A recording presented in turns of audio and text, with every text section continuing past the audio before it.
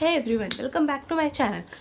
In today's video, we are going to about to the Indigo cabin crew interview after online assessment. So जो मेरा online interview था, online assessment Indigo का, वो मैंने in the month of October को दिया था and मुझे सिलेक्शन ईमेल आया in the month of December, जो कि था मुंबई में।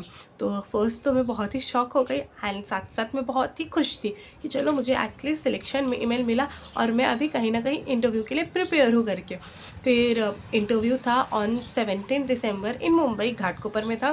मैं वहाँ पे गई, बहुत एक्साइटेड थी कि मुझे अभी सिर्फ 2 राउंड्स देने हैं। अगर आप ऑनलाइन इंटरव्यू क्लियर कर लेते हैं इंडिगो का, तो आपको वहाँ पे सिर्फ 2 ही राउंड रहना देना होता है।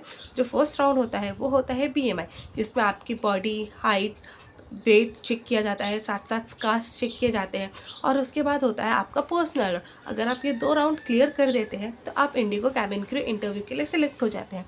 तो मैं बहुत ही ज़्यादा खुश थी कि चलो मेरा वेट हाइट वगैरह सब है करके डायरेक्टली मैं 4th राउंड में जाऊँगी। पर्सनल इंटरव्यू कैसा होता है फर्स्ट टाइम एक्सपीरियंस करने वाली हूँ। बट मेरी किस्मत को कुछ और मंजूर था। जब मैं वहाँ पे पहुँची तो मैंने एचआर मैम को पूछा कि मैम मुझे अनस्टॉप से ईमेल आया है, मैं कौन से रूम में जाके बैठूँ। उन्होंने बोला ठीक है, go and sit to that room. तो मैं बोली ठीक है चलो जाके बैठती हूँ। वहाँ पे जाके गई तो देखा ऑलमोस्ट 20 गर्ल्स थी अनस्टॉप से इन्वाइटेड। फर्स्टली मुझे क्या एक्सप्रेस हुआ, आई कांट एक्सप्रेस यू कि कैसा लग रहा था उस टाइम पे कि 20 गर्ल्स आई है अनस्टॉप के लिए, जो सिर्फ 3rd और 4th राउंड क्लियर करेंगे। एंड उसके साथ साथ ही 15 गर्ल्स ऐसी थी जिनका फाइनल इंटरव्यू बाकी था। जो पर्सनल राउंड इंटरव्यू होता है वो उनका बाकी था एंड बाकी कैंडिडेट्स थे वॉक इन इंटरव्यू।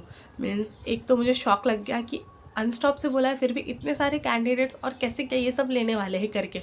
तो फिर भी हम तो रिलैक्स बैठे थे और प्रिपेयर थे इंटरव्यू के लिए, मेडिकल राउंड के लिए एंड पर्सनल इंटरव्यू के लिए। दैन एचआर मैम फिर से आती है और बोलती है कि आपको जो है वो सारे इंटरव्यूज़ फिर से देने होंगे। मीन्स राउंड 1 से स्टार्ट करना होगा।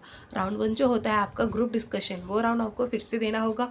उसके बाद जो आपका कम्युनिकेशन टेस्ट होता है ऑनलाइन, जो लैपटॉप पे फेस टू फेस आपको बात करने होते हैं, वो भी आपको फिर से देना होगा।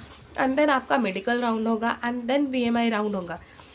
एंड एवरी वन लाइक कि what is the use of giving interview online, जब हमें सभी के सभी राउंड्स फिर से देने हैं इंटरव्यू में आके।